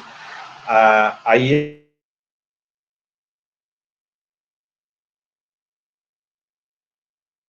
nunca les baje de 90 la sistólica, porque van a encontrar pacientes en los que es muy difícil, un politrauma, una fractura de pelvis, una hipovolemia muy importante. Uno no tendría la posibilidad de mantener una tan buena presión arterial. La cantidad de líquidos es limitada, y si posterior a la administración de líquidos no podemos mantener una presión arterial apropiada, vamos a tener que pensar en la posibilidad del uso de vasopresores. En prehospitalaria los vasopresores tienen una utilidad limitada, muy limitada, y esa pues, utilidad limitada precisamente por no tenerlo disponible es lo que hace que tengamos problemas. Sin embargo, uno podría con adrenalina utilizar bolos pequeños de adrenalina para lograr ese fenómeno. Luego vamos a ver eso que se llama la administración de bolos pequeños de adrenalina para mantener la presión arterial, conocidas como push-dash pressure. Luego lo revisamos un poco. La parte del déficit neurológico. Es necesaria la inmovilización de la columna, tratar de controlar las convulsiones y titular las benzodiazepinas si es que uno las va a usar. Las benzodiazepinas en general para control de las convulsiones es una medida importante, no generalmente disponibles en las ambulancias. Recuerden que es importante evaluar la presencia de convulsiones, porque si eso es así, nosotros en el hospital debemos continuar con una profilaxis importante para las convulsiones, generalmente importante los pacientes con trauma craneoencefálico severo, solo que para la profilaxis no utilizamos benzodiazepinas, para evitar que ocurran utilizamos anticonvulsivantes, cualquiera de ellos, levetiracetam o fenitoína o cualquiera que esté disponible. Entonces, es importante que lo digan. También es importante porque las convulsiones no necesariamente son tónico-clónicas generalizadas, pero pueden llegar a presentarse. Entonces, ténganlo presente, informen si es que ustedes las presenciaron, porque a veces en prehospitalaria es que se dan cuenta y luego en el hospital no. Y si es que hay que terminarlas, la primera forma es con benzodiazepinas, pero recuerden que si usted le pone una benzodiazepina puede generar hipotensión y puede generar depresión respiratoria y necesitar manejar la vía aérea. Téngalo presente. ¿Cuál benzodiazepina? Midazolam, diazepam, la que haya disponible, hay que tratar de utilizarla con precaución. Durante el transporte, un transporte a un centro adecuado, generalmente donde haya tomografía y neurocirugía y cuidados intensivos, o sea que haya cama disponible. Hay que hacer una reevaluación frecuente y se prefiere la posición supina. Inclinar la cabecera es una buena idea. Se ha descrito que la cabecera debería ir a 30 grados. Entonces yo les pregunto una cosa importante, y eso se ha hablado con mucha frecuencia. Si cuando se hace el traslado en ambulancia, la cabecera debe ir en la misma dirección en la que se está desplazando la ambulancia o en dirección contraria. Lo mismo ocurre cuando se hace traslado aeromédico. Lo que pasa es que nosotros no podemos modificar la posición de la cabeza si vamos en dirección hacia donde va la ambulancia o en contra. Definitivamente se han hecho muchos trabajos de fisiopatología del transporte en ambulancia y se ha podido establecer que sí hay un compromiso importante, pero necesito que esto lo tengan muy claro. El problema no es dónde va la cabecera, el problema es cómo conduce el que va conduciendo la ambulancia, porque el problema muy grave que puede haber en términos de efectos hemodinámicos se da por la aceleración y la desaceleración, y es que si se les mete en la cabeza que la mejor medicina que puede llegar a tener un paciente es meterle gasolina, o sea, acelerar bastante para llegar rápido, pues yo les quiero decir que quizás no sea una muy buena idea y que los cambios de velocidad, aceleración y desaceleración pueden tener consecuencias en la presión endocraneana. Entonces, como les digo, y como se ha hecho la discusión muchas veces, llevar la cabeza en contra del traslado o a favor del traslado no es una opción, porque si yo decidiera hacerlo en contra, pues la camilla solo tiene una forma de ser montada en la ambulancia y el espaldar solamente se va a levantar en una sola dirección. Yo no puedo meter la camilla al revés, por lo menos las ambulancias no están diseñadas para ese propósito. La fuente de oxígeno no va a ser expedita y sobre todo la atención sobre la vía aérea no va a ser fácil si es que la cabecera se pone cercana a la puerta de la ambulancia, si es que me están entendiendo lo que les quiero decir. O sea que por más que yo quiera decirles que la posición más adecuada de la cabeza sea en contra de la dirección del traslado, entonces, si eso fuera cierto, pues vaya, no puedo hacer nada, no tengo ninguna posibilidad de cambiar las cosas porque la ambulancia no está diseñada para ese propósito. La ambulancia está diseñada para que la cabecera esté en un lugar predeterminado y no hay ninguna otra discusión que hacer. Diferente ocurre a veces en los traslados aeromédicos, donde uno podría más o menos definir cambios de acuerdo a las características. Si el tema les interesa, pueden revisar un poco de fisiopatología del traslado de pacientes, que es una cosa maravillosa y la que uno debería saber un poco más, pero a veces entre todo lo que hay que saber, pues eso se olvida un poco. ¿Por qué les digo que la posición supina es preferida? Pues por supuesto porque puedo garantizar la evaluación de mi paciente y obviamente algunas condiciones importantes de inmovilización, porque con mucha frecuencia los pacientes que tienen traumas de cráneo también tienen traumatismos vertebrales asociados. Para la hipertensión endocraneana, tratar la hipertensión endocraneana no es fácil. En general, una buena medida es el mantenimiento de la presión arterial. Algunas condiciones pueden empeorar el edema y el edema, por ejemplo, puede empeorar cuando hay estados de hipotensión. Eso hace que haya más edema y que haya más lesión secundaria. La administración de sustancias osmóticamente activas como el manitol y la solución salina hipertónica prehospitalariamente tienen más contradictores que amigos, pero ahorita hablaremos de la fisiopatología, o más bien, perdón, de la farmacología y la forma en la que esos compuestos podrían llegar a funcionar. Uno debería conocer los signos de alarma de aumento de la presión endocraneana o de herniación inminente. ¿Cuáles son? Entonces, póngale cuidado a esto que es importante. La pérdida catastrófica de puntos de Glasgow. Cuando ustedes evalúan la escala de coma de Glasgow, cuando se pierde rápidamente puntos, es un signo de alarma. Y cuando tenemos presente en un paciente aumento de la presión arterial, disminución de la frecuencia cardíaca y un tipo de respiración anormal, es un signo inminente de herniación. Ahorita les había dicho que eso hay que reconocerlo y que obviamente me tiene que hacer pensar que el traslado tiene que ser mucho más ágil. Entonces, disminución de los puntajes de Glasgow o de 2 más puntos en un corto periodo de tiempo es una pérdida catastrófica de Glasgow. El desarrollo de cambios en las pupilas, una pupila más lenta, una pupila no reactiva, la pérdida del reflejo consensual o una diferencia de más de 2 milímetros entre pupila y pupila, me hacen hablar de una anisocoria franca. Hay pacientes que tienen anisocorias que son un poco fisiológicas, pero en general nosotros no nos vamos a confiar de eso. El que tenga anisocoria, vamos a considerar eso como un signo de gravedad. Los pacientes que tienen hemiplegia o hemiparesia o alguna otra manifestación focal de déficit neurológico lo vamos a considerar como un signo de alarma y de gravedad. Los pacientes que desarrollan el fenómeno de Cushing o lo que denominamos como tríada de Cushing. No la vayan a confundir con el Cushing de los pacientes que tienen un prolongado consumo de esteroides, en los que hacen cambios fenotípicos. No me refiero a ese Cushing, me refiero a la hipertensión, a la bradicardia, a la respiración central que no es apropiada. Si usar manitol o solución salina hipertónica, pónganle cuidado al asunto. Eso se utiliza en el hospital y puede que en algún momento prehospitalariamente les toque trasladar pacientes con una o con otra. Me interesa que sepan cómo funciona, más no me interesa que se inicie manitol prehospitalariamente, por muchas razones, y ya les voy a contar entre ellas cuáles. Cuando se utiliza manitol al 20%, se suele usar 1 gramo por kilo o 5 mililitros por kilo en 20 minutos.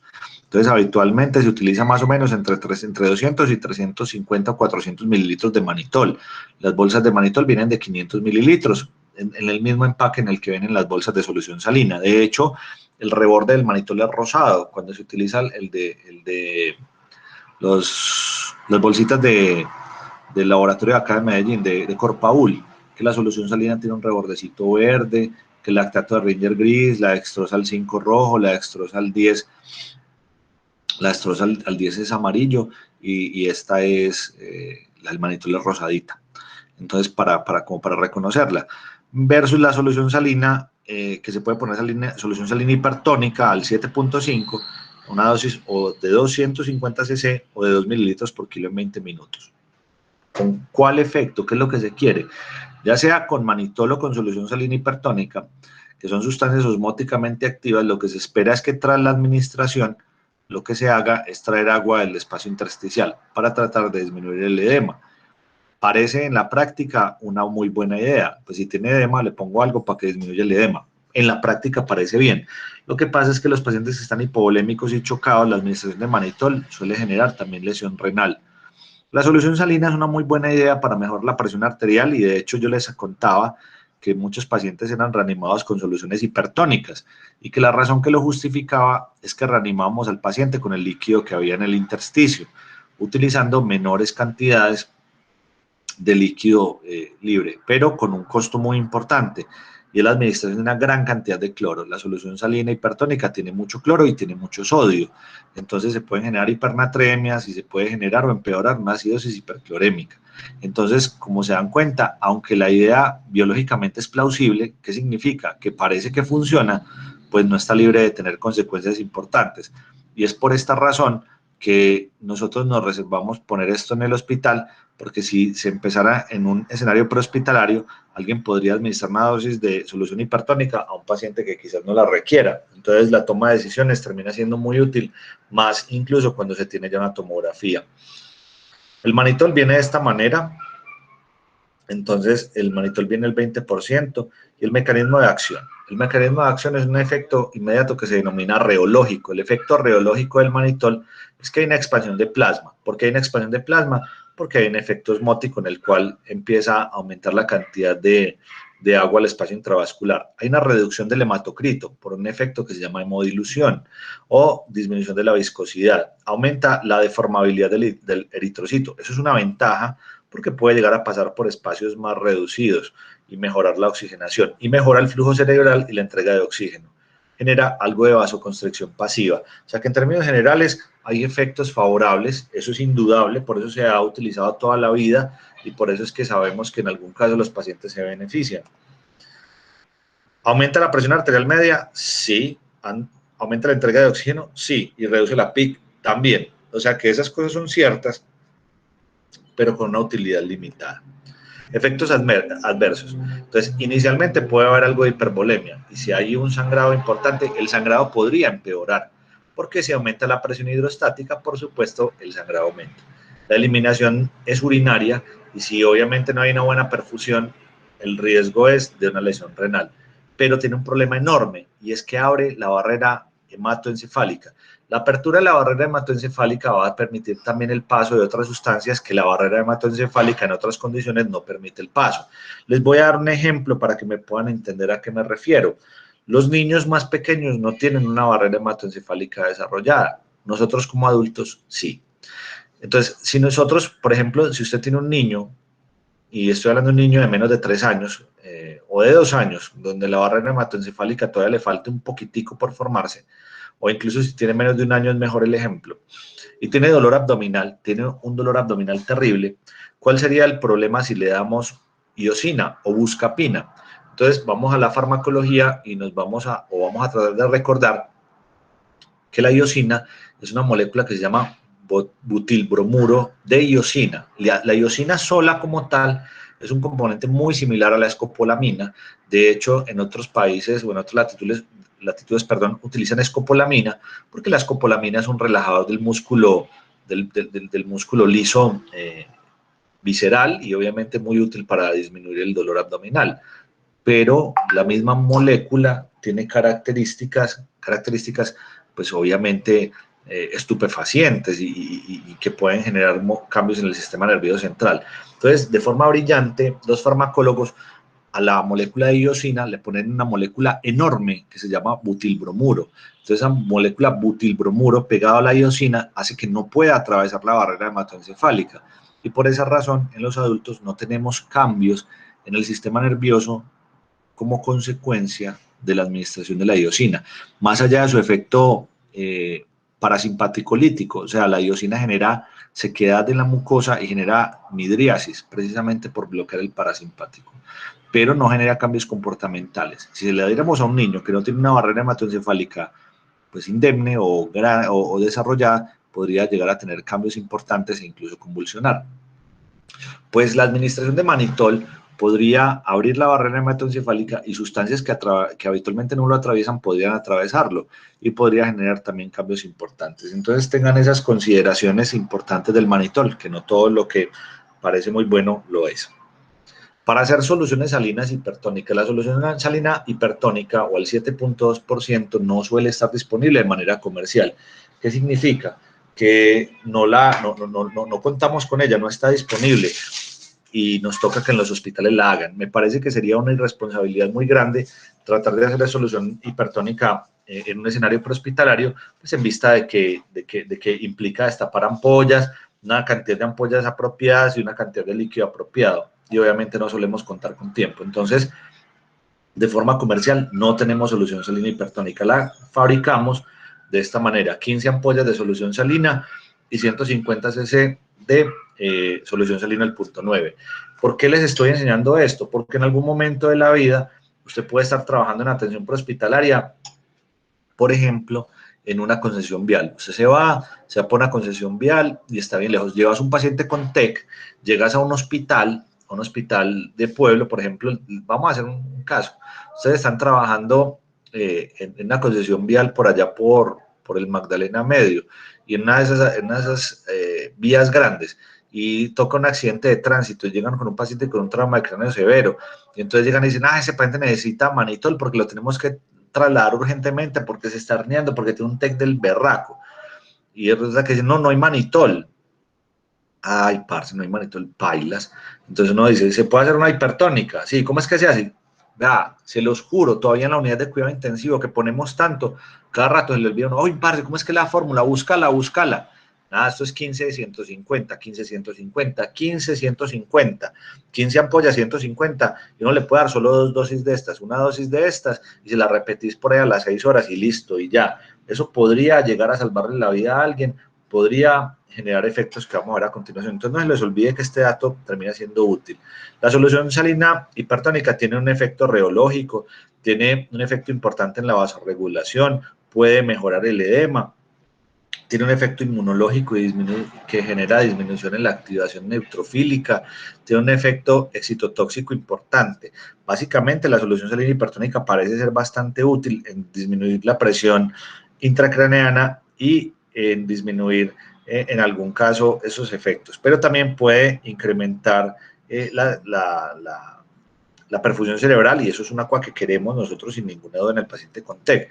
Entonces tiene un efecto inmunológico al disminuir la adhesión y migración de polimorfonucleares neutrófilos, o sea que disminuye la inflamación, eso está bien. Libera factor relajante del endotelio, genera algo de vasodilatación, eso está bien.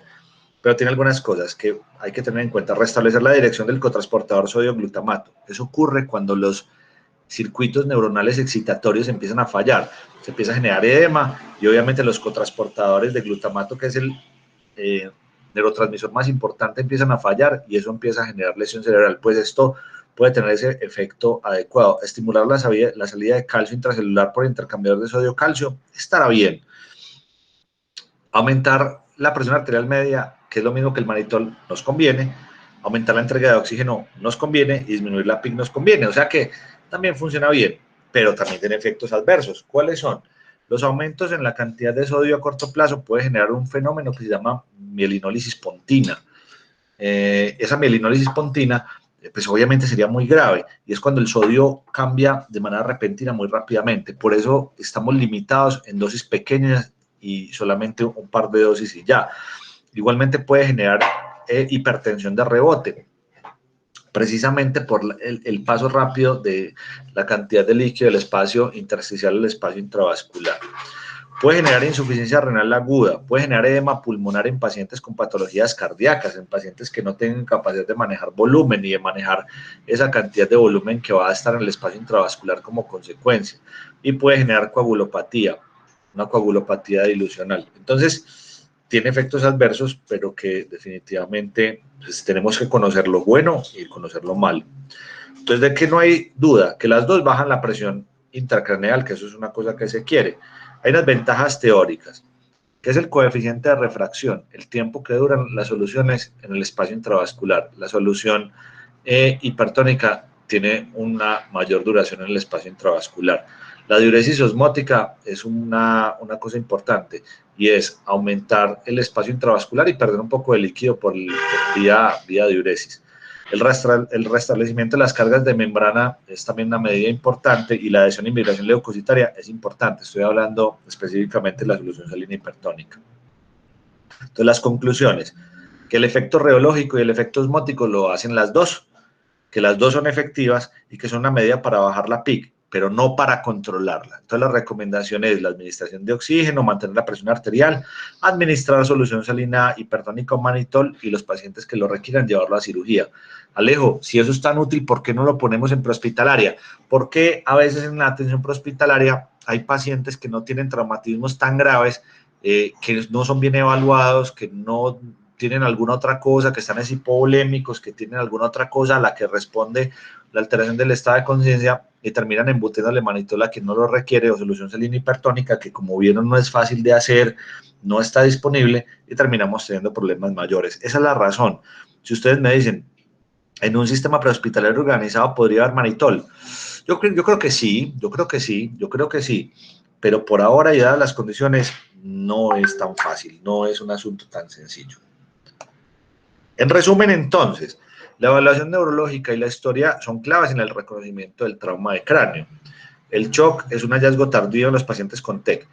Considere siempre hipovolemia. La pregunta es, muchachos, ¿uno puede llegar a tener una hipovolemia por una lesión intracraneana? La respuesta es no, y definitivamente no, porque un sangrado de tan solo 75 mililitros ya está poniendo a prueba todos los mecanismos de autorregulación. Con 150 tenemos un síndrome de hipertensión endocraniana brutal, y si uno le meten 500 mililitros dentro de la cabeza está muerto. Entonces con 500 mililitros no se genera choque. Entonces ténganlo presente, la hipovolemia nunca va a ser explicada por un sangrado intracerebral, nunca en la vida. La piedra angular para el manejo del TEC es prevenir y revertir la lesión secundaria. Alejo, ¿cuál es que la terciaria? La terciaria se daba semanas o días después de la lesión secundaria, y es que se perdía o se lesionaban las mitocondrias. Esa lesión se llama ainoikis y es precisamente esa disfunción mitocondrial como consecuencia de una lesión secundaria que se ha avanzado y que ha empeorado. El rápido transporte de un centro capaz de manejar el TEC, que tenga neurocirujano, que tenga cuidados intensivos y que tenga tomografía. Estos son unos casos especiales que quiero que lo recuerden. Mis muchachos, quiero que le pongan cuidado a esto. Cuando ustedes vayan a rotar a los lugares, les van a hacer seminarios de TEC, y esta es una buena charla de TEC, es una muy buena charla de TEC. Entonces espero que la vuelvan a revisar y que lean un poco al respecto, porque incluso en el PHTLS hay algunos aspectos que no están allí disponibles. Entonces, en las guías colombianas de las que tuve la fortuna de participar, hay algunos aspectos importantes, y este es: ¿cuáles pacientes que tienen traumatismo craneoencefálico se les debe realizar una tomografía?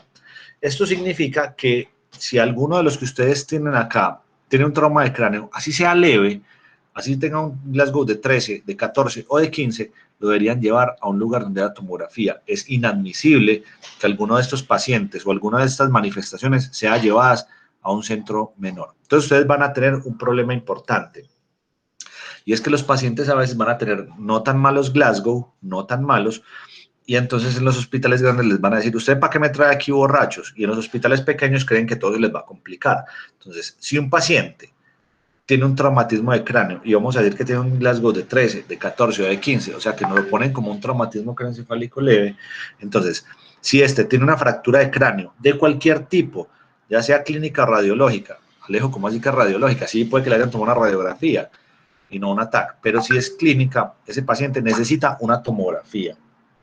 Si el paciente tiene una convulsión, así sea una sola convulsión, necesita un TAC. Si el paciente tiene déficit neurológico focal, si tiene parestesia, si tiene paresis, si tiene anisocoria, necesita un TAC. El vómito persistente, póngale cuidado, hay dos tipos de vómito, el vómito precedido por la náusea y el que no lo es. El vómito que no es precedido por la náusea es lo que llamamos el vómito en proyectil. El vómito en proyectil suele ser producido por aumento de la presión endocraneana, especialmente en el trígono de la base del cuarto ventrículo. Eso se llama el área postrema o el área gatillo del vómito. Cuando esa área se estimula, se presenta ese vómito en proyectil. Entonces, en general, cuando hay vómito persistente, cuando hay más de dos o más episodios, el paciente necesita un ATAC. Cuando hay la caída del Glasgow de por lo menos un punto, tú lo recibes y lo evalúas, si está en 14, 15 y ahora está en 13, 15, necesita un ATAC. Cualquier paciente que haya tenido un traumatismo craneoencefálico y haya tenido previamente en algún momento de la vida una craneotomía previa. Pónganle cuidado a esto, mecanismos de trauma producido por atropellamiento en condición de peatón y en los que se haya producido un traumatismo craneoencefálico, básicamente mecanismos de trauma peligrosos. Historia de coagulopatía o anticoagulación farmacológica, cualquier paciente que tenga cualquier cosa, y anticoagulación me refiero al uso de anticoagulación, no antiagregación, no ASA. En este caso sería rivaroxabana, pixaban, dabigatran o warfarina o heparinas. Paciente que se sospeche intoxicación. El paciente que está intoxicado y tiene trauma de cráneo puede que necesite observación y posiblemente un ATAC. Todos los pacientes que tengan una caída de más de 1.5 metros, que tenga amnesia retrógrada más allá de 30 minutos o anterógrada. ¿Quién es el que de anterógrada? ¿Qué me pasó? Ah, te caíste. Ah, ¿y qué me pasó? Te caíste. Ah, ¿y qué me pasó? Te caíste. Ese man necesita un ATAC posiblemente. Los pacientes que tengan más de 60 años y un trauma de cráneo por el mecanismo que les he indicado anteriormente de la compensación deberían hacérseles un ATAC. Cefalea severa y visión borrosa. O sea que los únicos pacientes que podemos trasladar a un nivel bajo de complejidad son pacientes que tengan un trauma de cráneo leve sin cambios neurológicos. Si hay algún cambio neurológico, definitivamente deberían ser trasladados. Póngale cuidado a esto. Entonces, los pacientes que tengan traumatismos craneoencefálicos moderados a severos, o sea, un Glasgow de 3 a 12, todos van a ser transferidos inmediatamente a hospitales de alta complejidad con disponibilidad de neuroimágenes y neurocirugía. Sobre eso no hay duda, o sea, no hay ninguna duda. Entonces, por favor, es muy importante que tengan esta consideración. Y se recomienda que los pacientes con trauma de cráneo leve, con Glasgow de 13 a 15, que presentan uno o más de los siguientes criterios, sean remitidos para evaluación a un servicio que tenga disponibilidad de neuroimágenes o neurocirugía. Todo Glasgow menor de 15, 2 horas después de la lesión. 2 horas después de la lesión deberían mejorar. Si no mejoran, hay algo y hay que trasladarlos. Los que tengan cefalea severa, más de 2 episodios de vómito, fracturas de cráneo, incluyendo fracturas deprimidas, signos clínicos de fractura de base de cráneo, los ojos de mapache, quimosis retroauricular, otoliquia o rinoliquia.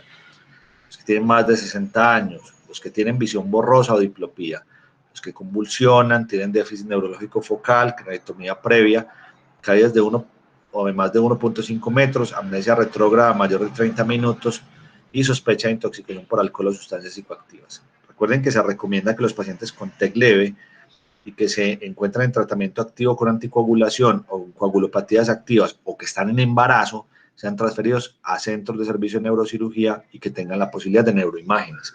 Eso es muy importante. La última que es importante que tengan en consideración, pilas con esto, creo que no se les va a olvidar en la vida. Ustedes van a encontrar muchos pacientes que tienen y durante la atención de la emergencia van a tener hipoglicemia, sin o con asociación de TEC. Alguien perfectamente puede tener una hipoglicemia, una pérdida de la conciencia, una caída y un TEC. Entonces la respuesta es si se pone o no se pone dextrosa. La respuesta es que sí y que le van a poner una dosis de dextrosa a la mayor concentración disponible, o sea, al 10%, un bolo de al menos 250 mililitros, o sea, una carga de 250 gramos, para garantizar que el cerebro tenga con qué perfundirse, porque se considera que una dosis única de dextrosa no tiene la cantidad suficiente de agua libre como para generar un edema mayor. Entonces, en este caso sí está. Lo que no deberíamos hacer es poner una cantidad mayor o repetirlo en varias ocasiones, porque ya saben que las sustancias que son hiposmolares son sustancias que pueden empeorar el edema. Ahora, la decisión de reanimar con solución salina o con lactato de Ringer.